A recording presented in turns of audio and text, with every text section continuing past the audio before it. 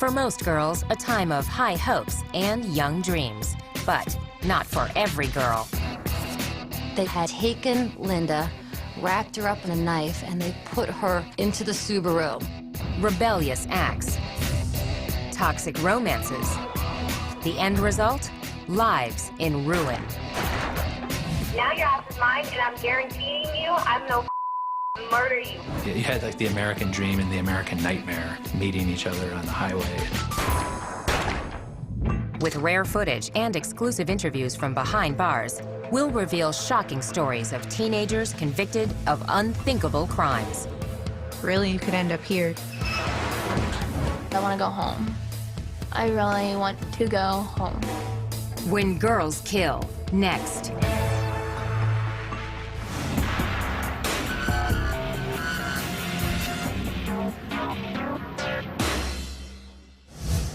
In many ways, these two Florida teenagers had a lot in common.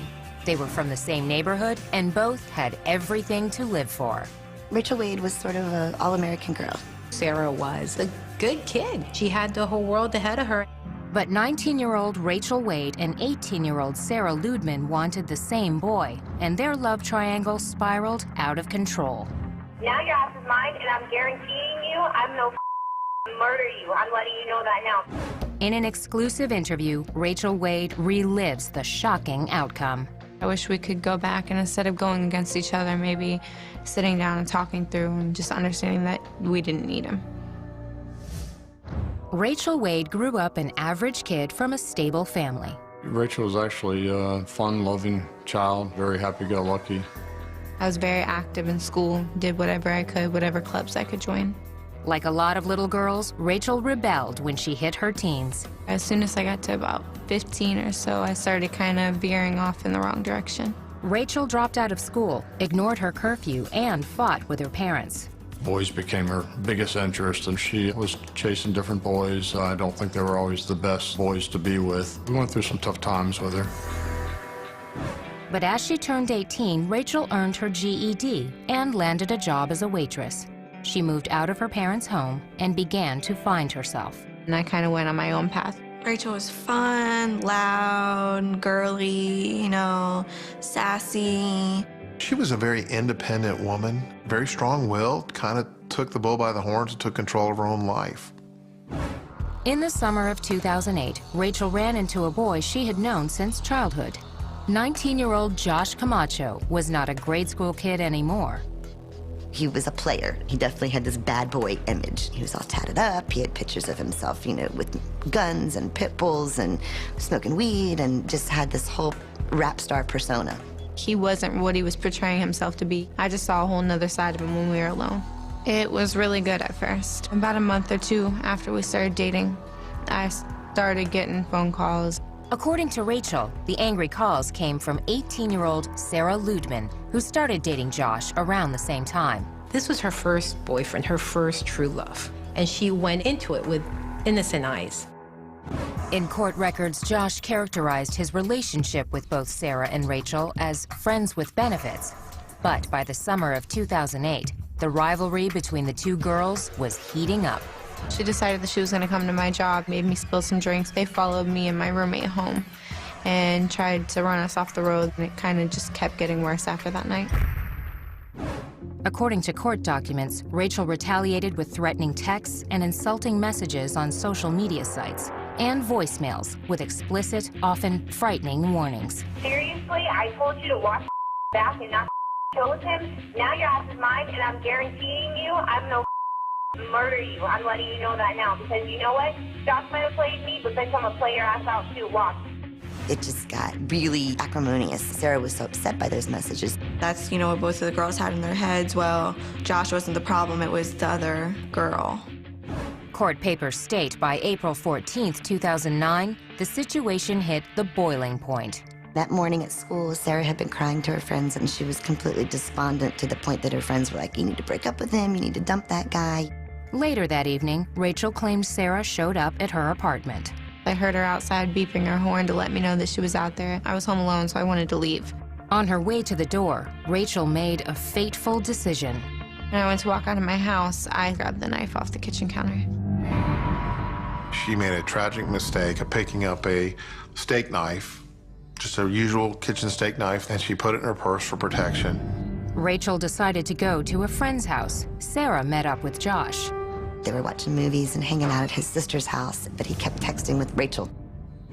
Josh later told police that he actually was telling Rachel to go back to her own house.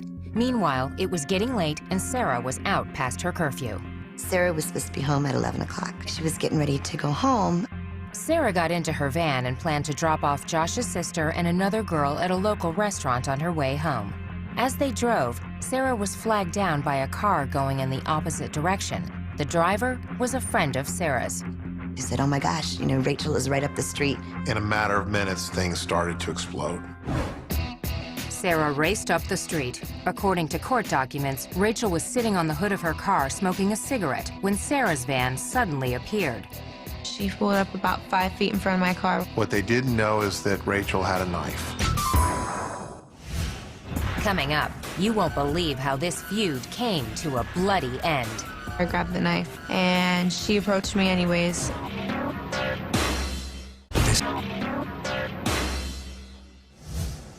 At 12:45 a.m. on April 15, 2009, after months of feuding over the same boy, it was finally showdown time between 19-year-old Rachel Wade and 18-year-old Sarah Ludeman.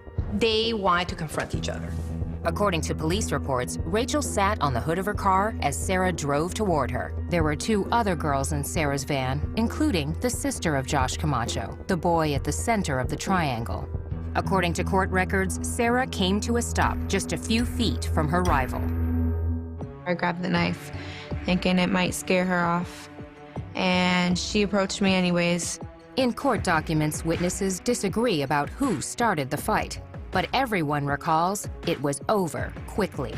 They fought in the middle of the street for no more than 5 seconds. It was pulling hair, next thing you know, it stops. She hit me 3 or 4 times. I started swinging back. And the next thing I remember, she let go of me and turned around and walked back to her van. Sarah yelled out to her friends. Sarah was screaming for them to get back in the car so they could leave. I just saw blood on the knife. I didn't physically remember stabbing her. I didn't see where she was stabbed. Sarah managed to get to the van and grab her phone. Police reports state that she called Josh Camacho. She said it hurts. At that point, the line fell. She lost consciousness. She ended up lying in the middle of the road. Shocked witnesses dialed 911. Rachel! Down her. Okay, where on the body is the patient stabbed? In the chest. She's trying to breathe. According to police records, Rachel retreated with the knife in her hand. She walked up the driveway and ultimately threw the knife up onto the neighboring residence's roof. Rachel sat on the porch of a nearby home as police and EMTs arrived. They quickly determined Sarah was stabbed twice in the chest. She had a small injury here, stab wound here. She was stabbed right in the heart. It pierced her heart. During the frantic effort to save Sarah's life, Josh Camacho received a call from his sister at the scene. Josh hurried to get there and arrived before Sarah was taken away in an ambulance. But at the hospital, she could not be saved. Sarah was pronounced dead at 2:29 a.m. Detective Mike Lynch was gathering evidence when he learned the case was now a homicide investigation. I ended up finding Rachel sitting in what used to be a bench located in front of the residence. Her demeanor was calm. I was scared, but at the same time, I didn't really know what to think or how to react. Rachel claims she was not aware Sarah was dead when she agreed to be questioned at police headquarters. I wasn't under arrest or anything, so again, I was thinking, you know, maybe it's not that bad. When I was down at the hospital, okay, I saw where she was stabbed at. She made no indication that there had been a stabbing, that there was a knife involved.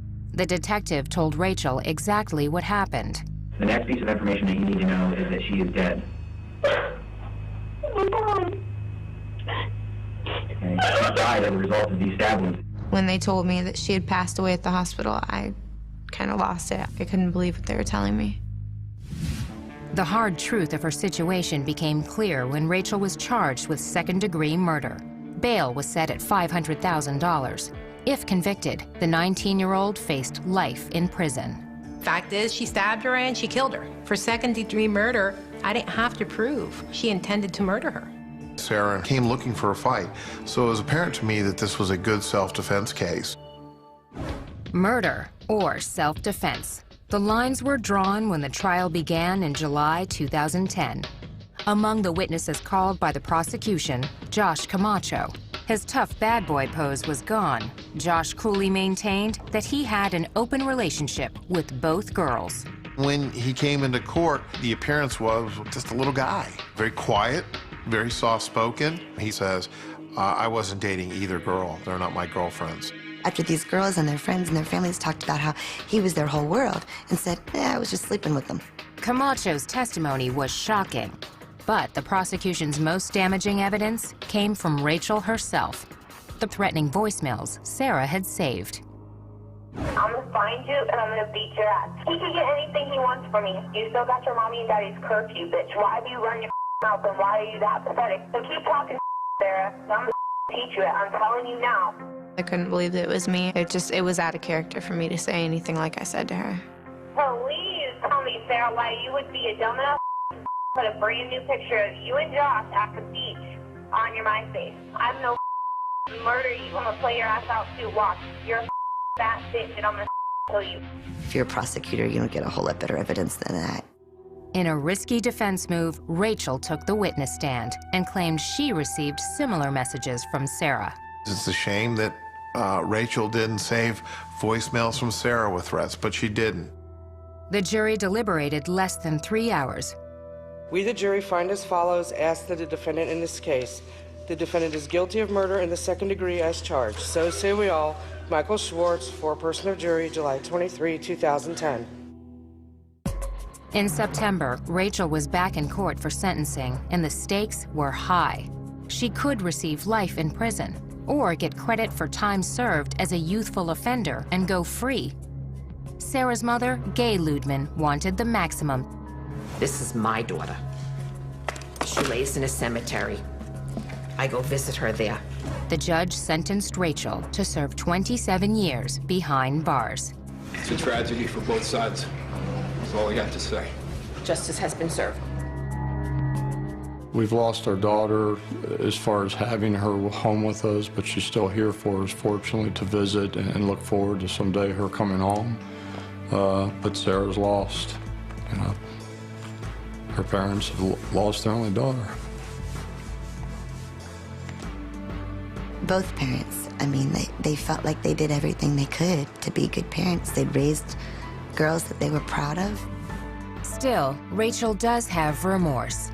Not sitting down to talk to Sarah would be my biggest regret.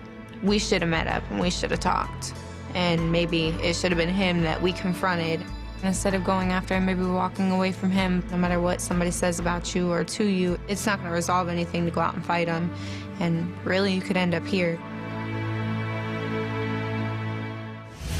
Up next, this Kentucky teen called herself the Devil's Daughter and unleashed hell with her group of young followers. I sought out people that had been ostracized.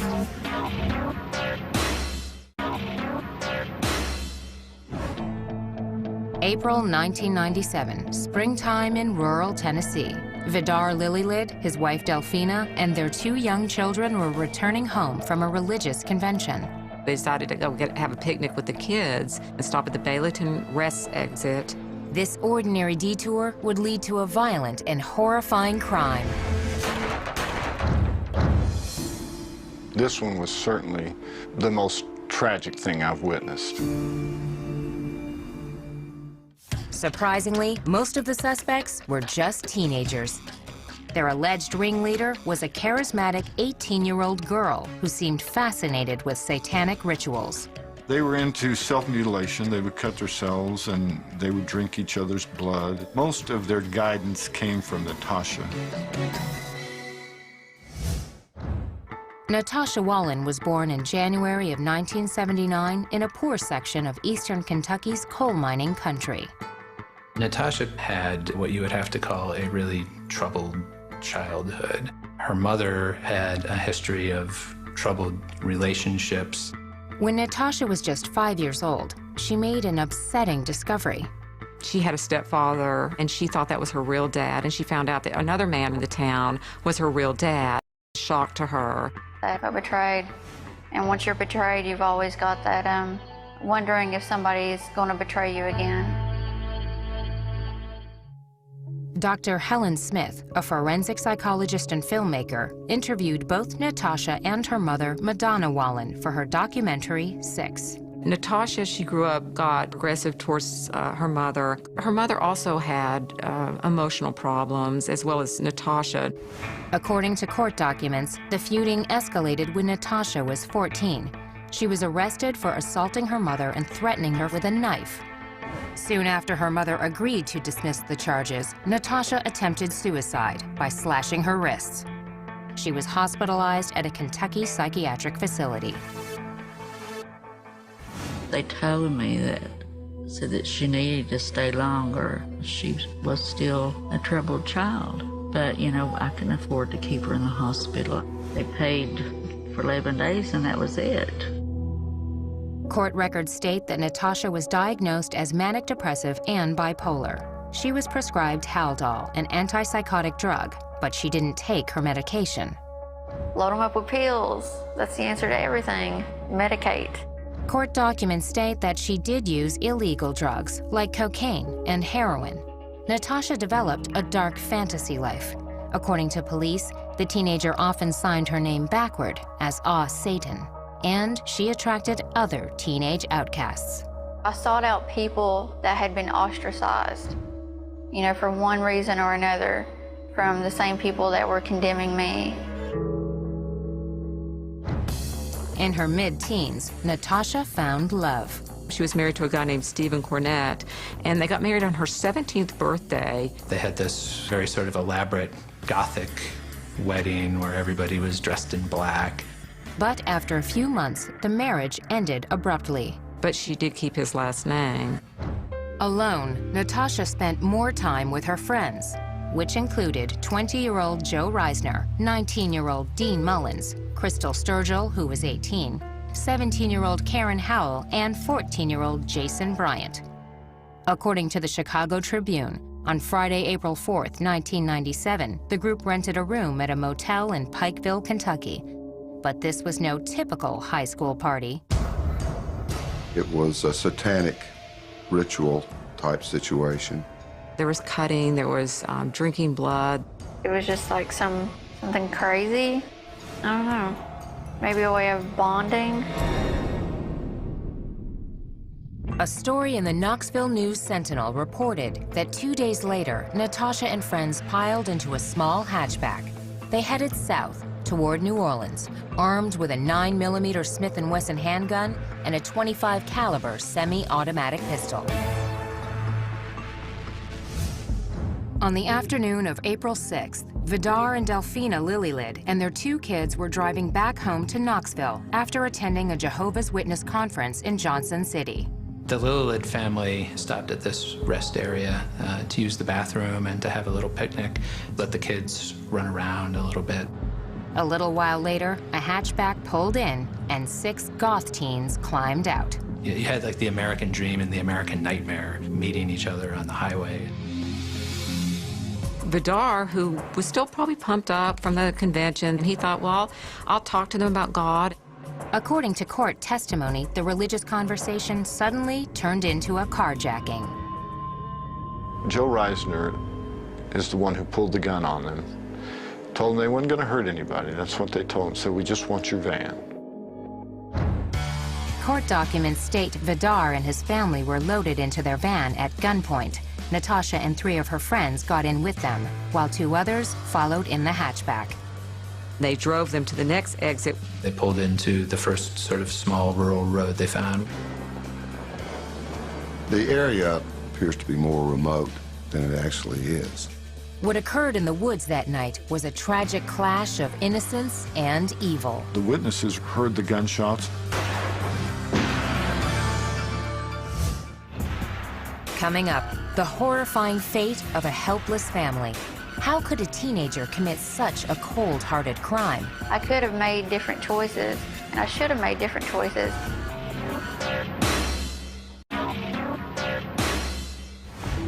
About 8:30 on the night of April 6, 1997, Natasha Cornett and her group of teen outcasts were speeding through Tennessee in a stolen van. Just a few miles away, sheriffs in Greene County responded to a reported disturbance. I received a call of a party going on up here. Might be some shooting. We've seen a little blue car sitting up the road here. The tiny hatchback was empty. I looked out my window and I seen 4 bodies laying over here. The mother and father were dead. They were laying here, and the little girl was sitting over here, and the little boy was here, Kylie, in the ditch, laying on his mama's lap. Vidar and Delphina Lilylid lay in a ditch, both dead from gunshots.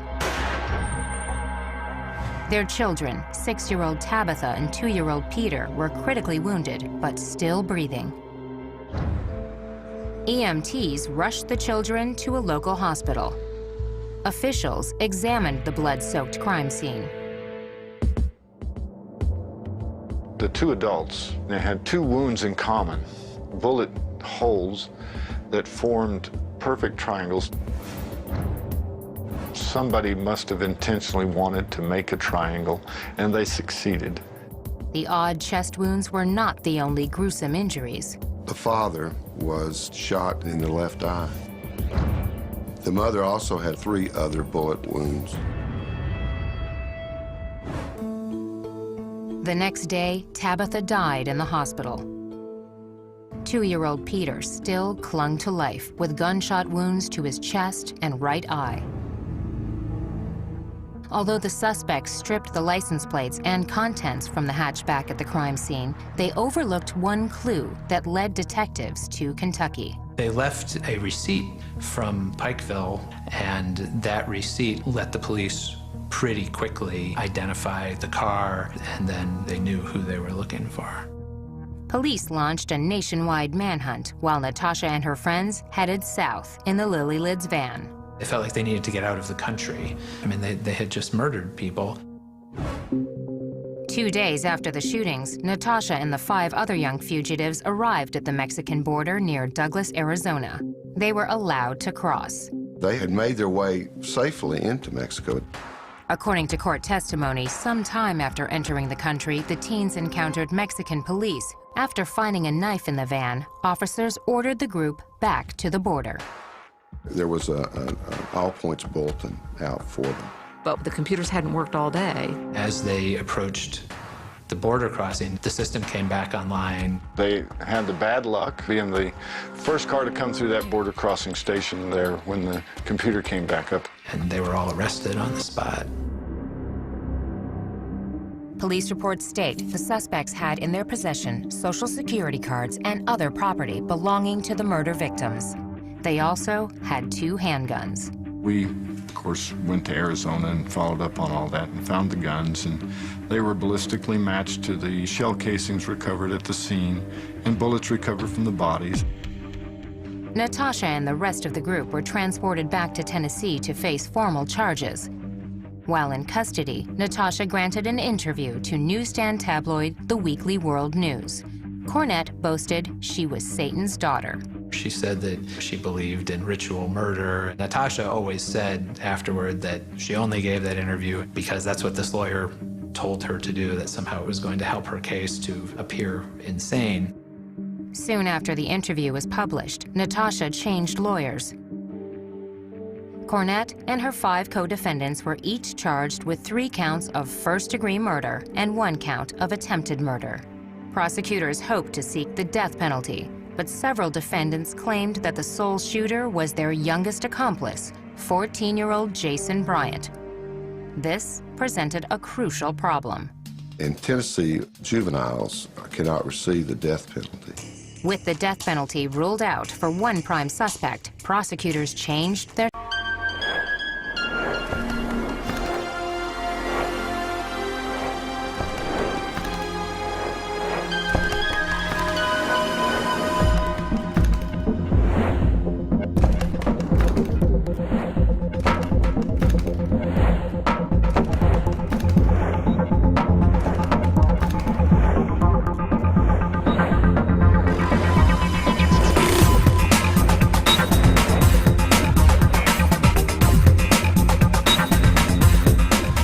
strategy. We dropped the request for a death penalty. We made them the offer that they could plead guilty to first-degree murder and go before the court to have the court determine whether or not they were to serve life without parole or life. In February 1998, all 6 defendants pled guilty. The following month, they appeared for a dramatic sentencing hearing. 4 of the accused addressed the court.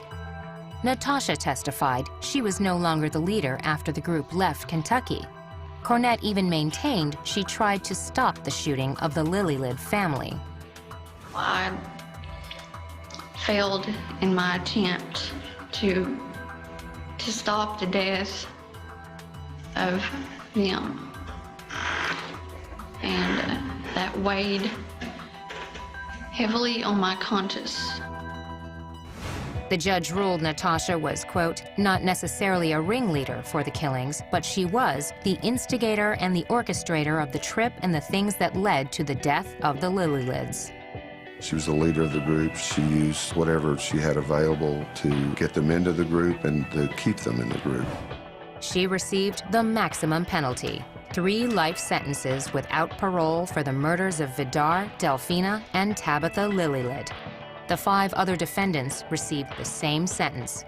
Plus, all 6 were given an additional 25 years for the attempted murder of the sole survivor, 2-year-old Peter Lillylid. In a sense, a very real sense, they received a death penalty. They will not leave the penitentiary system until they're dead. For her part, Natasha Cornett maintains that better mental health care might have prevented her unthinkable actions. Taking life is never justifiable. Never. There's always options, there's always choices. And I should have made different choices, but hindsight is great, you know. Next, she was the new kid in town, on her own and looking for friends. Was Charlie Ely an innocent bystander, or part of a sadistic plot to murder a 15-year-old neighbor? And then I heard gunshots. I was like, what the hell is going on?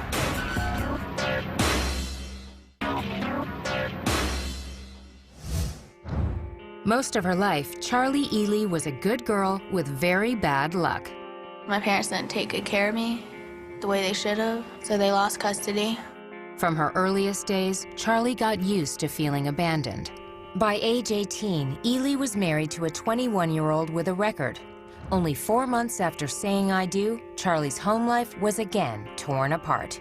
He was arrested for violating his probation and left her basically alone. As she reveals in this exclusive interview, the lonely teenager quickly found a new family and a world of trouble that ended in murder. I was one of the kids who was like, as soon as I turn 18, I'm gonna leave. Look at what happened. Not even a year later, where am I sitting? Well, childhood, at the beginning it was like a little rough, and then it got a little better. Around age 6, Charlie and her younger sister were taken in by their aunt and uncle. To be honest, I think of my Aunt Lisa, my mom. I think of my Uncle Mike, my dad. By all accounts, her life in Maryland was a typical teenager. Jessica Lukey was Charlie's best friend in high school. The 2 girls were in the Naval Junior Officer Training Corps together. She got along with everyone. She was very outgoing and just really relaxed. She didn't seem like she was the type of girl that would fall into the wrong crowd in high school. Never had any fights according to her family. She was bullied a bit by some of her classmates because she had an eye problem. She was legally blind in one eye, and they picked on her a little bit for that. Charlie looked forward to escaping her small Maryland town. An unexpected opportunity came up after Charlie graduated in the spring of 2010. I moved from Maryland to come down to Florida to try to reconnect with my mother. I didn't listen to my Aunt Lisa and all them when they said, be careful, Charlie, why don't you just wait a couple of years and see where it goes? Charlie had another reason for moving to northern Florida. She was already forming a relationship with the son of her mother's boyfriend, 21-year-old Joseph David Burham. I had a message from him, and I had just turned 18, so that made it even better. So I read his message and I got his number and I started texting him. It was July 13th when we first started texting, and we started dating that night. It went from there. It was great. Ely arrived in Lakeland, Florida in August 2010 with the promise of a new boyfriend and reuniting with her estranged mother. As her relatives in Maryland predicted, Charlie's reunion was short-lived. Well, I dove in, was at my mom's for 2 or 3 days. I ended up being like, you know, Joe, I need to get out of this. I can't do it. Despite the disappointment about her mother, Charlie's romance with Joe Burham heated up quickly. In early September, less than 2 months after Ely moved to Florida, she married Joe, even though he had a criminal record. His conviction for lewd and lascivious sexual battery restricted where the newlyweds could live. He was on probation. He couldn't leave the county. We found a place to live, and it was actually in Summerfield, Florida, which is still Ocala. The honeymoon didn't last long. In January of 2011, Burham violated the terms of his probation and was sentenced to serve 3 years in prison. I did feel pretty vulnerable. I'm 18, husband just got arrested. What do I do now? I barely know anybody here. On her own in an unfamiliar town, Charlie found a way to make new friends. Charlie had a house. These other kids were able to get away from their parents and sort of hang out all together without any rules, really. They just did whatever they wanted to. Charlie's home became a hangout for a tight group of local kids, including 20-year-old Justin Soto and 19-year-old Michael Bargo. My husband had told me not to hang out with Michael Bargo or Justin Soto. I didn't listen to him, and I decided that I was gonna have them live with me. Soon, Bargo's friends, 16-year-old Kyle Hooper and his 15-year-old sister Amber Wright, were also regulars at Charlie's house. According to court testimony, Amber was in the middle of a stormy breakup with her 15-year-old boyfriend, Seth Jackson. Seth Jackson originally was dating Amber. Something transpired in their relationship where they separated, and then Seth was trying to come back into the picture with Amber. During this time, Charlie and Amber became close. Ely and Amber were best friends. That friendship would be marked by violence. And then I heard gunshots. I was like, what the hell is going on? Coming up, the grisly details of a terrible death. For such a brutal crime, it was almost professional, which is scary.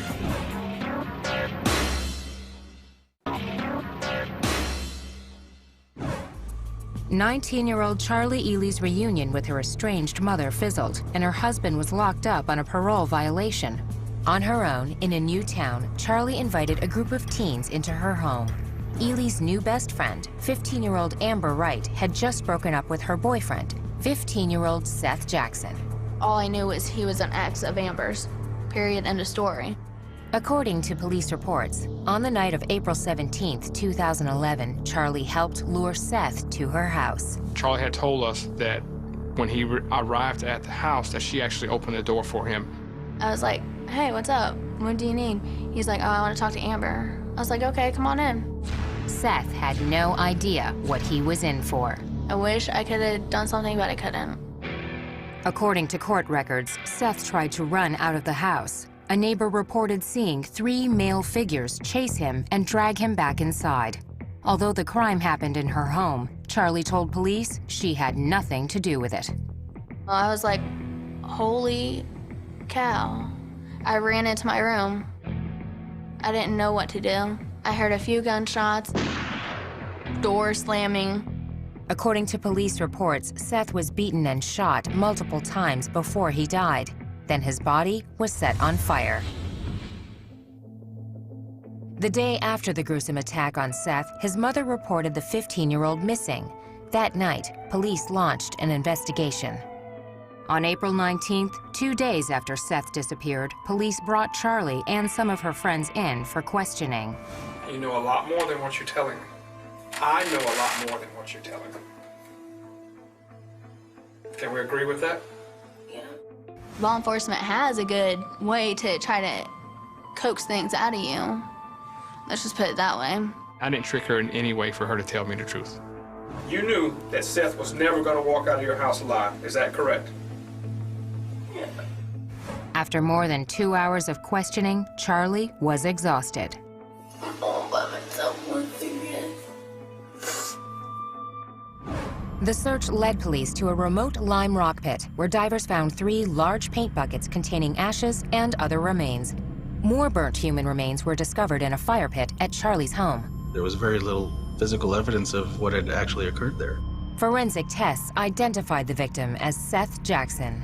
For such a brutal crime, it was almost professional, which is scary. Charlie, along with Michael Bargo, Justin Soto, Kyle Hooper, and Amber Wright, were arrested and charged with first-degree murder. All 5 pleaded not guilty. Ely's defense attorney, Jonathan Bull, requested a speedy trial for his client. Mr. Bull was thinking that it would behoove her to just go ahead and get this done, maybe catch the prosecution off guard a bit. Charlie's trial began in September 2011, 6 months after the murder. On September 23, 2011, the case went to the jury. It took a little more than an hour for jurors to reach a unanimous verdict. Charlie Ely was found guilty of first-degree murder. The only time that there was any real emotion was when the jury handed down the verdict, when she broke down and sobbed. A month later, Charlie was back in court to hear her sentence. It is the judgment of the law and the sentence of the court that you spend the remainder of your natural life confined in the Florida Department of Corrections. A life sentence is imposed. Ironically, while the 19-year-old will likely spend the rest of her days in prison, Charlie's husband, Joe Burham, is scheduled to be released in September 2012. Charlie will have to live with regret. There's so many things that rush through my head that I wish I could have done. I could have, should have, would have done, but I didn't. Amber Wright, Kyle Hooper, Michael Bargo, and Justin Soto maintain their innocence. They are currently awaiting trial for first-degree murder. Advice I'd give other young women, listen to the people who love you. I had talked to my aunt a few times, and she wanted me to come up and live with her and come back up to Maryland. I never did that. I wish I would have, because I want to go home. I really want to go home. Next, a story so strange it has to be true.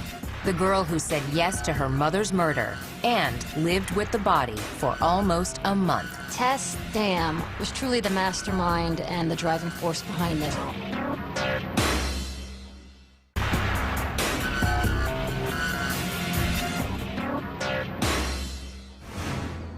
On a cold winter night in February 2007, police in Lafayette, Colorado answered an anonymous call. Officers received the tip that Linda Dam had been murdered. At the home of 52-year-old Linda Dam, police say they found her 15-year-old daughter Tess and Tess's boyfriend, 17-year-old Brian Grove. As more officers arrived, they began to try and develop more information about Linda Dam. Was she safe? Was she still alive? The bizarre answer would generate shocking national headlines. As a child, Tess Dam faced major challenges. Tess Dam grew up without a father. Her father and mother split when she was 2. Linda was very clearly addicted to alcohol, very severely alcoholic. But by all accounts, Tess and her mother enjoyed a close relationship. In 2004, when Tess was 13, she joined a basketball team at the local rec center. Eddie Anderson was the coach. She really loved her mom. Even in practice, she would go hug her mom. But Linda would come up to me and I could smell the alcohol on her breath. By 2006, things were changing. According to the Rocky Mountain News, on several occasions, Tess was picked up by police for violating curfew. In July, she was escorted home by a cop who was alarmed by Linda Dam's condition. An officer sees Linda stumbling down the stairs. She's visibly intoxicated. Lafayette police say they did try to get social services to intervene. They faxed over the request to the county social services, and apparently the fax never arrived.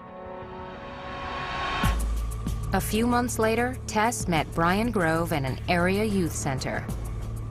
According to the Denver Post, by early 2007, Brian was living with Tess in Linda's home. But the young couple wanted a house of their own. They found a model home worth approximately $500,000, and they told their friends that they wanted to kill Linda Dahm to get the money to buy this house.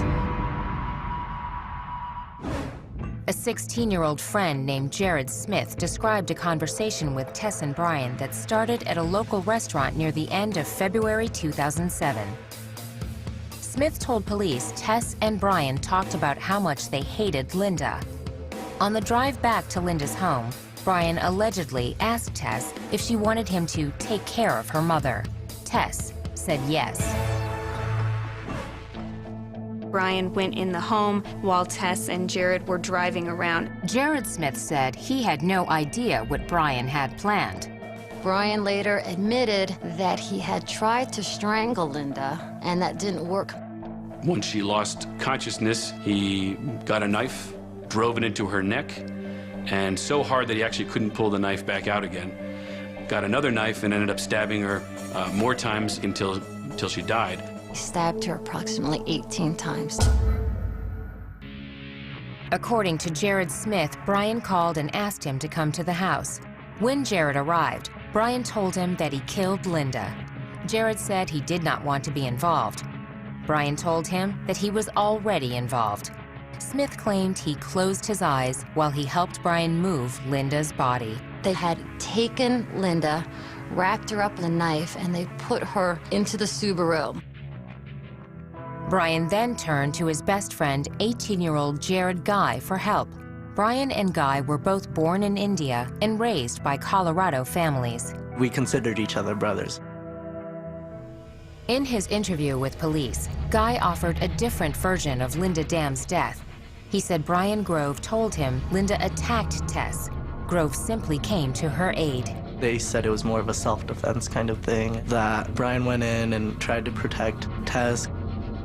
Jared Guy claims he advised Brian to turn himself into police. But after much convincing, Guy agreed to help his friend dispose of Linda's body. Guy told the cops they considered leaving the corpse in a landfill. Instead, they ended up at a local cemetery. The ground was frozen. Brian thought that they hadn't buried her deep enough, so he brought Jared Guy, and they both dug her back up and then drove back to the house. According to police records, Linda's body remained in the car, parked in the garage. After the entire incident happened, I was just in shock, and I really just wanted to go back to the happy little life that I'd created for my own self. Brian and Tess lived in the home and played house. She would send him things saying, your wifey did the laundry for you. They bought groceries, they cooked. The young couple also acted like rebellious teenagers. They were having parties at the house, car surfing out in the street, and really up to some pretty wild behavior. But the parties ended with the anonymous call to police on the night of February 27, 2007. Prosecutors believe the tip came from one of Tess's friends. When the police showed up to the house, they were able to find the body in fairly short order. Tess Dahm, Brian Grove, and Jared Smith were taken into custody that night. Jared Guy was arrested later that week. Jared Smith was charged with being an accessory to the crime and pleaded guilty. He was sentenced to serve 2 years in juvenile detention. Jared Guy was charged with being an accessory to the crime and to tampering with evidence. He pleaded not guilty to both charges. Several months later, Guy agreed to a deal and pleaded guilty to the tampering charge. He was sentenced to 6 months of work release, followed by 6 months of home detention, then 3 years of probation. If I could go back to then and change my actions, I would have still tried to help him, but I would have tried to help him in the sense of make him call the cops. Ultimately, Brian Grove and Tess Dahm were each charged with first-degree murder for the death of Linda Dahm. Brian copped a plea to second-degree murder. He was sentenced to 40 years in prison. Tess also pleaded guilty to second-degree murder and solicitation of murder. She was ordered to serve 23 years behind bars. Tess Dahm will be released before she turns 40 years old. Brian Grove was a hands-on killer, but Tess Dahm was truly the mastermind and the driving force behind this. She's the one that told Brian Grove to kill her mother. These teens could have been the girls next door anywhere in America Until fateful decisions turned lives of promise into lives marked by violence and tragedy. Teen years. For most girls, a time of high hopes and young dreams. But not for every girl. They had taken Linda, wrapped her up in a knife, and they put her into the Subaru. Rebellious acts. Toxic romances. The end result? Lives in ruin. Now your ass is mine, and I'm guaranteeing you I'm no murder you. You had like the American dream and the American nightmare meeting each other on the highway. With rare footage and exclusive interviews from behind bars, we'll reveal shocking stories of teenagers convicted of unthinkable crimes. Really, you could end up here. I want to go home. I really want to go home. When Girls Kill, next.